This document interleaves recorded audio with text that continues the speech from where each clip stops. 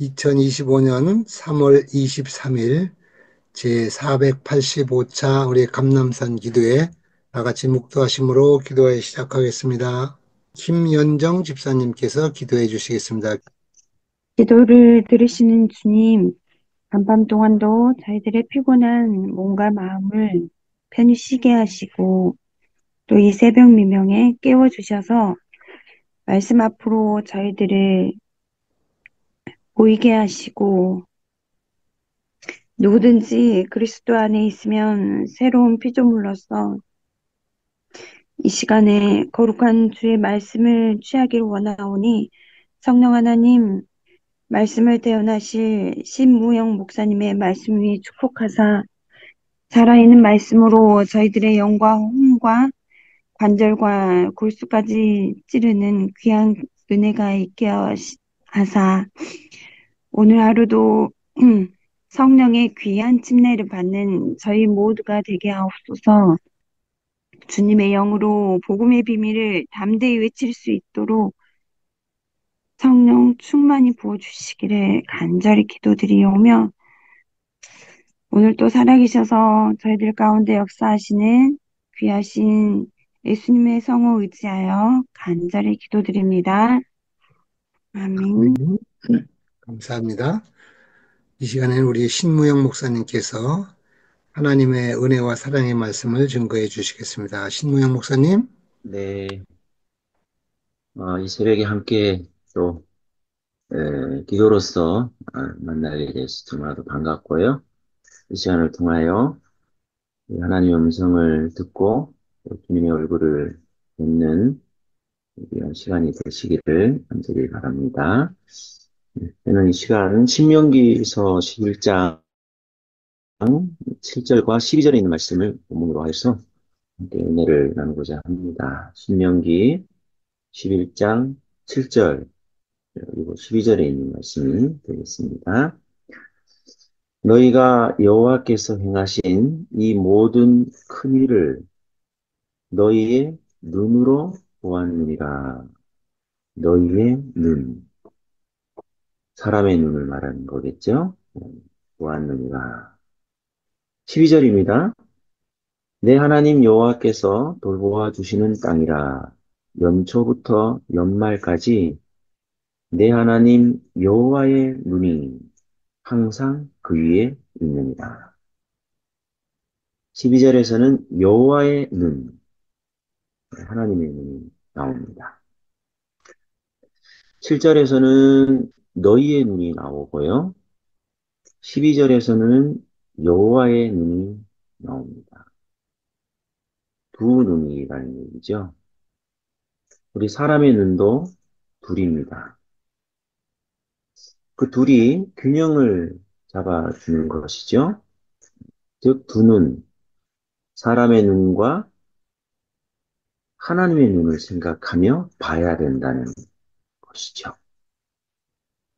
이 두 눈을 항상 생각해야 우리는 제대로 볼 수가 있다는 사실입니다. 볼 수 있는 눈이 필요한 거죠. 왜냐하면 사람의 눈은 보고 싶은 대로 본다는 게 문제입니다. 있는 그대로 볼 수만 있어도 문제는 많이 해결될 수가 있는데, 우리의 눈은, 사람의 눈은요, 보고 싶은 대로 본다는 게 이게 문제인 것이죠. 그래서 성경 신명기서 읽었던 11장에서는 두 눈을 언급하고 있어요. 너희의 눈으로만 보지 말아라는 것이죠. 하나님의 눈에는 어떻게 보일까를 생각해 보라는 것입니다. 한 눈으로만 보라는 것이 아니죠. 내 눈에는 이렇게 보이지만 하나님께도 그렇게 보일까를 고민해야 된다는 것입니다. 똑같은 자리에 앉아서 똑같은 것을 봐도 전혀 다르게 볼 수가 있다는 것이죠. 우리가 놀라운 일을 보고 그 일만 보는 게 아니라 그 일을 행하신 하나님을 볼 수 있을 때 우리가 무슨 일을 만날지라도 그 일 때문에, 그 사람 때문에, 그 관계 때문에, 그 사건 때문에 내가 보고 싶은 대로 보며 절망하고 낙심하고 무너지지 않을 수가 있다는 거죠. 내 눈에는 이렇게 보이는데 하나님의 눈에는 어떻게 보일까? 아, 창세기 1장은요, 하나님 보시기에 좋았다. 그렇게 돼 있어요. 누가 보기에 어떤가가 중요하다는 거예요. 하나님이 보시기에 좋았더라. 그것이 창세기의 성경의 시작이에요. 우리는 눈으로 세상의 많은 것들을 보고 경험합니다. 이 눈과 관련하여서 우리가 세상을 살아가며 갖춰야 될 네 가지의 눈이 있습니다. 첫 번째가 시력이라는 눈입니다. 시력 아시죠?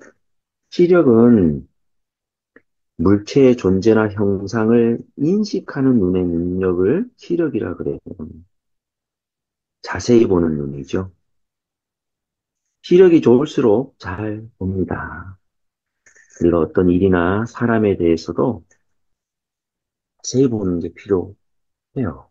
그런데 시력의 눈으로만 보면 문제만 보이고요. 문제만 자세히 보고 그리고 겉으로 드러난 것만 자세히 진다는 것이죠. 시력이 좋을수록 사실은 더 자세히 보기는 하지만 그것이 우리의 삶에 또 다른 것을 볼 수 없게 할 수 있다는 것이죠. 두 번째 눈은 시야입니다. 시야. 시야라는 말 혹시 아시죠?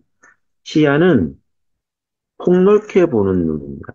시야가 넓다, 시야가 좁다 하는 말을 하잖아요. 시야는 시력이 미치는 범위를 말합니다. 사물을 보다 넓게 볼 수 있다는 것이죠. 넓게 본다는 것은 당장 눈앞의 문제만 보는 게 아니라 보다 자유롭고 관대한 태도를 찾는 데 도움이 되는 시야, 시야의 눈이 있습니다. 그 다음이 중요한데요. 여기까지가 사람의 눈이라면 이제부터는 하나님의 눈이 되겠습니다. 그 다음에 나오는 눈은 시각이라는 눈입니다. 시각. 시각은 사물이나 현상을 바라보거나 파악하는 각도 또는 입장, 자세를 말합니다. 한마디로 다르게 보는 눈이죠. 어떤 각도에서 보느냐에 따라서 사물의 모습과 느낌이 달라진다는 사실입니다. 사람은 고정된 시각을 가지고 있는 연약한 존재입니다. 어떤 사람을 바라봐도 우리가 고정관념으로 본다. 그래서 그 사람에 대해서 제대로 보지 못하는 그런 눈을 봉할 때가 많이 있습니다. 마지막 네 번째로는요, 시선입니다. 시선은 눈이 가는 방향, 눈이 가는 길을 말하는 것. 흔히 눈길이라는 말 아시죠? 우리가 누군가에게 눈길을 준다. 올바로 보는 눈이. 어디에 관심을 기울이는지와 관련이 있고요. 사람이나 사물을 볼 때 어떤 것에 집중하냐에 따라서 그 사람이나 사물에 대한 판단이 달라지는 것이 바로 이 시선, 눈길입니다. 제가 누군가를 볼 때 눈길을 보낼 수가 있다면 그 눈길 하나가 그 사람에게는 희망과 생명으로 가는 길이 될 수 있다는 거. 그러고 보니 우리의 눈 속에 길이 있는, 그게 눈길. 하나님께서 우리를 보실 때 하나님의 시력으로 볼까요? 아니면 시야로 볼까요? 시각으로 볼까요? 아니면 하나님의 그윽한 인자하시고 자비로운 눈길을 우리에게 보내주실까? 여러분, 그가 우리 눈에 보기에 어떻게 보이느냐가 중요한 게 아닙니다. 우리 눈에 보이는 거에가 제대로 보지 못하는 것이라는 것이죠. 주님은 어떻게 보실까? 예수님을 모른다고 부인했던 베드로를 그 부인했던 그 순간 주님께서 돌이켜 베드로를 보셨다고 말씀해 주셨습니다. 그 시선이 그 눈길이 베드로를 회개하게 만들었고 그 눈길이 베드로를 다시 살아나게 만들어 줬던 것입니다. 예수님께서 베드로에게 보내셨던 그 시선이 차가운 시선이었을까요? 아니면 너가 왜 그렇게 사냐라고 말하는 그런 삐딱한 시선이었을까요? 하나님의 예수님의 그 시선이 그 눈길이 오늘 우리를 향해 있다는 사실을 생각하면서 우리가 보고 싶은 대로 보고 또 보이는 대로 그렇게 살아가는 우리의 연약한 우리 인생의 삶의 모습을 오늘도 여전히 사랑의 따뜻한 시선으로 바라봐 주시고 우리의 눈길을 우리의 눈에 예수님의 눈길을 보내주시며 우리를 진정한 생명의 길로 인도하시는 그 하나님의 그 사랑과 은혜가 우리 모두에게 있게 되시기를 간절히 바랍니다. 시력도, 시야도, 시각도 아닌 하나님의 시선이 우리의 인생길에 머물러 있다는 사실을 생각하며 비록 내 눈에 보이기에는 어떠하든지 주님이 보시기에 어떠하실까를 우리가 생각하며 승리하시는 이 모든 감난산 기도 동역자 여러분이 되기를 간절히 바라며 말씀을 드리겠습니다.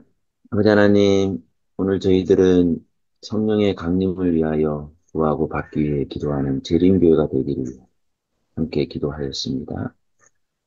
또한 참 경건의 부흥과 영적 교육을 위한 한국 재림교회가 되기를 기도하였고, 또 우리나라 대한민국의 앞날을 위하여, 또 세계 선교와 또 신탁 사업을 위하여, 또 건강한 재림 성도들을 위하여 함께 기도하였습니다.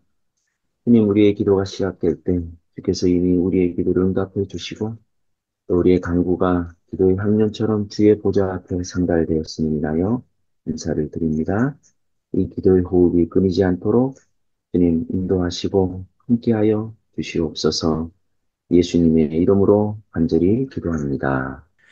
이 시간에는 우리 한종석 장로님께서 요전에 해외 선교를 가셨다가 비행기에서 짐이 오지 않아서 우리가 기도해가지고 그 짐을 다시 찾았는데 이번에 해외 선교했던 소식을 좀 간략하게 말씀해 주시기 바랍니다. 한정숙 장로님.